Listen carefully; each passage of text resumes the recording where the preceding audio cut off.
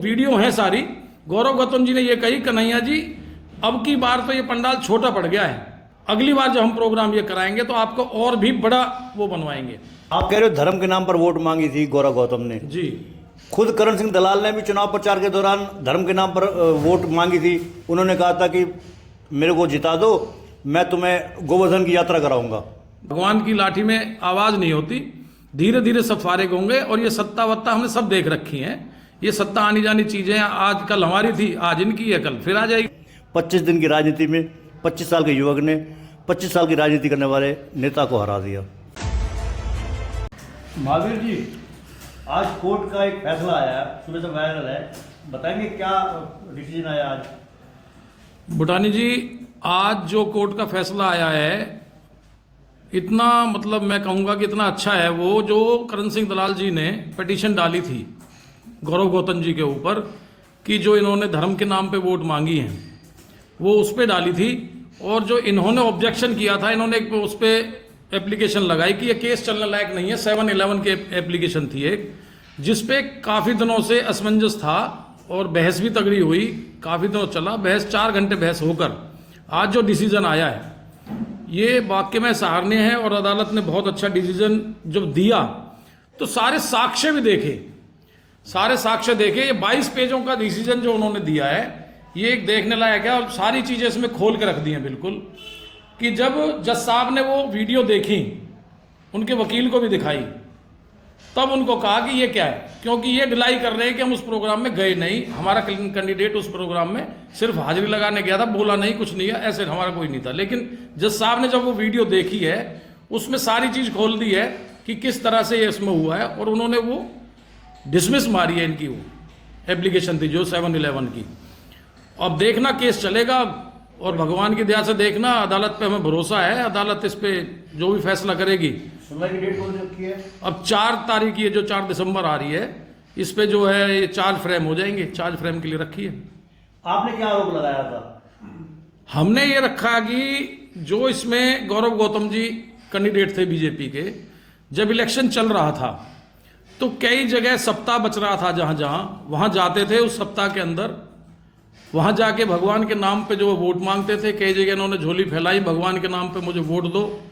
और जो ये कन्हैया मित्तल जी वाला हुआ था प्रोग्राम ब्राह्मण धर्मशाला में, इसमें उन्होंने जाकर बाकायदा ये बोला। और जो प्रोग्राम था वो प्रोग्राम भी गौतम परिवार की तरफ से था।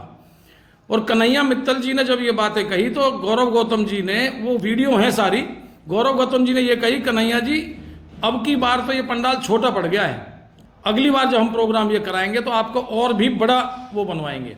आप कह रहे हो धर्म के नाम पर वोट मांगी थी गौरव गौतम ने। जी। खुद करण सिंह दलाल ने भी चुनाव प्रचार के दौरान धर्म के नाम पर वोट मांगी थी। उन्होंने कहा था कि मेरे को जिता दो, मैं तुम्हें गोवर्धन की यात्रा कराऊंगा। देखिए, मैं उन वीडियो को अच्छी तरह देख रखी है मैंने। मैं आपको कुछ वीडियो अगर करण सिंह दलाल जी की हैं उनके पास तो वो ओपन करें। उसमें वो कोड ऑफ कंडक्ट जो कहता है, कई जगह ये कहता है कि आप धार्मिक स्थल पे ये बात नहीं कह सकते, जहां जागरण चल रहा है, जहां सप्ताह बच रहा है, भगवान का नाम देके, भगवान की सौगंध खिला के आप ये नहीं कह सकते कि आप मुझे वोट दोगे, कब दोगे, है ना जी। आप वीडियो देखो। और जो दलाल साहब वाली है उसमें कहीं वो कसम खिला रहे हो किसी को, कहीं मंदिर में कसम खिला रहे हो, जाके किसी और गुरुद्वारे में सप्ताह में, वो बताएं हमें। ये नहीं, तो सीधी आपका ये कहना है ना, तो आप धर्म के नाम पर तो आप भी वोट नहीं मांग सकते, कसम की बात नहीं होती इसमें। धर्म के नाम पर आप वोट नहीं मांग सकते। फर्क है उसमें। करण सिंह दलाल ने धर्म के नाम पर वोट मांगे थे। नहीं, उसमें फर्क है। धर्म के नाम पे भगवान की सौगंध खिला के, हाथ उठवा के, धर्म भाई मैं, आप भगवान के सामने खड़े हो, झूठ मत बोलना, वोट दोगे ना, ये कहलवाई गई बाकायदा कि खड़े हो सामने। खाटू श्याम बाबा का जो मंदिर वो बना रखा था जागरण का, वो तस्वीर को दिखा के हाथ करके कही उन्होंने कि जहां खड़े हो देख लो, ठीक कह रहे हो ना, मानते हो ना, कब दोगे। उन्होंने डेट भी कहलवाई बाकायदा, कौन सी डेट को दोगे वोट। तो दलाल साहब ने कहीं भी ऐसा, ना तो मंदिर के अंदर, ना किसी गुरुद्वारे के अंदर, इनकी तो हमारे पास 15-20 वीडियो है कम से कम। ये जैन मंदिर में गए तो वहां इन्होंने मांगी है वोट, ये गुरुद्वारे में गए तो वहां वोट मांगी है, किसी सप्ताह में गए तो वोट मांगी है, ये धर्मशाला में जो प्रोग्राम वहां वोट मांगी है। और जो कई गाँव में ये हिंदू का भगवा झंडा लेके, जय श्री राम का झंडा लेके भी लहराया है इन्होंने।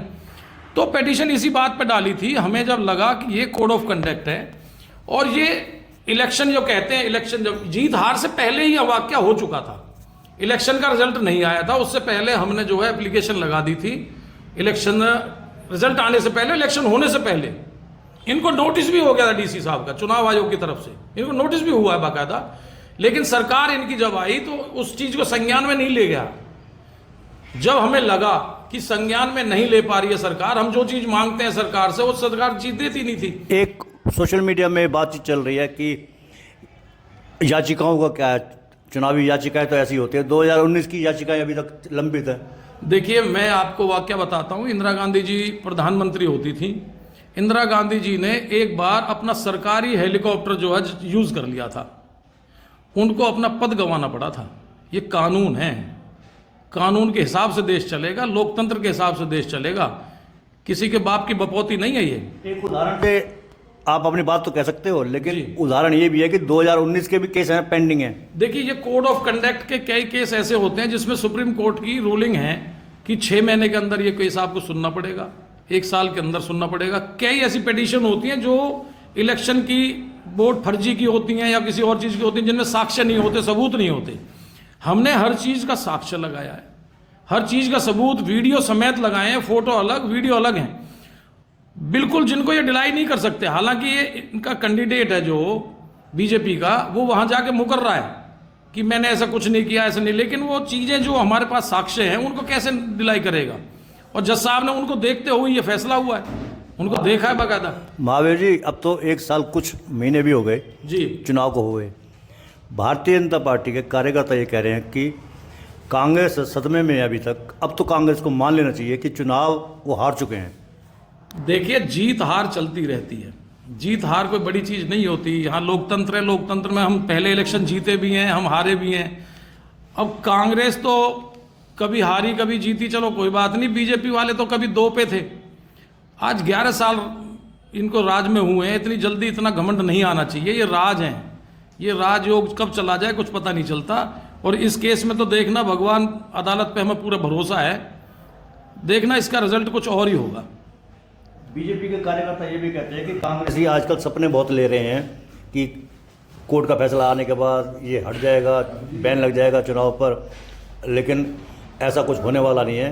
भारतीय जनता पार्टी के कार्यकर्ता कहते हैं कि सपना देखना इनकी आदत बन गई। अब देखो, मैं फिर वही बात कहूँगा भुटानी जी, कुछ तो लोग कहेंगे, लोगों का काम है कहना, इनको कहने दीजिए। ये तो पहले इस ऑर्डर से पहले भी कह रहे थे 4 साल लग जाएंगे, 5 साल लग जाएंगे, हम किसी को फ़ोन करा देंगे। इधर उधर से मैं नाम नहीं लेना चाहता, पब्लिक हमें मिलती है, इनके कार्यकर्ता मिलते हैं जो कि वो बहुत जानकारी है उनकी, ये है, वहाँ से फ़ोन आएंगे, वहाँ से फ़ोन आएंगे, सब दब जाएगी बात, कुछ नहीं होगा 5 साल। ये वही अदालत हैं, वहीं के ये ऑर्डर हैं, और आगे भी वही अदालत रहेगी, वही ऑर्डर रहेंगे, देखना। सवाल ये है कि कांग्रेस अब कुछ कर नहीं रही है, अगर उनको सरकार के कुछ फैसले गलत लगते हैं तो उनको विरोध करना चाहिए।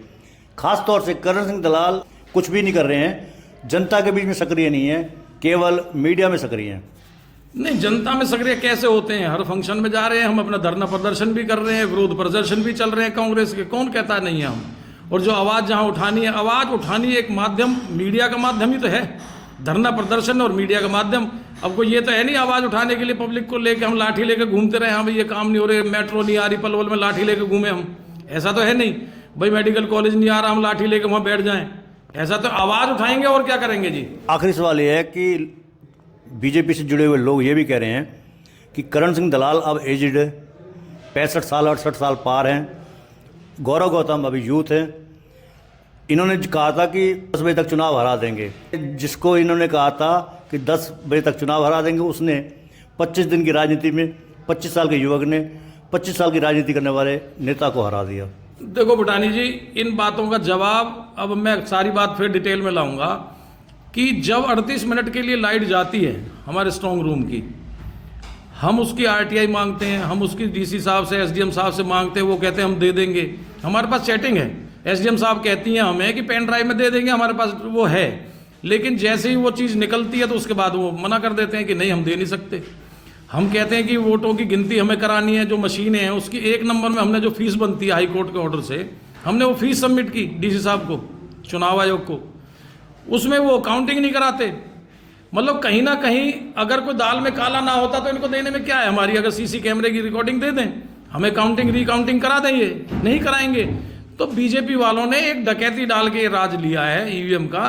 तो इसका जो फैसला है अभी जल्दी हो जाएंगे, जल्दी जल्दी आएंगे। करनी भरनी सब यही है, कहते हैं ना भगवान की लाठी में आवाज नहीं होती, धीरे धीरे सब फारिग होंगे। और ये सत्ता वत्ता हमने सब देख रखी हैं, ये सत्ता आनी जानी चीजें आज कल हमारी थी, आज इनकी है, कल फिर आ जाएगी। ये तो कोई इनके वो नहीं है ना, लिखी हुई है।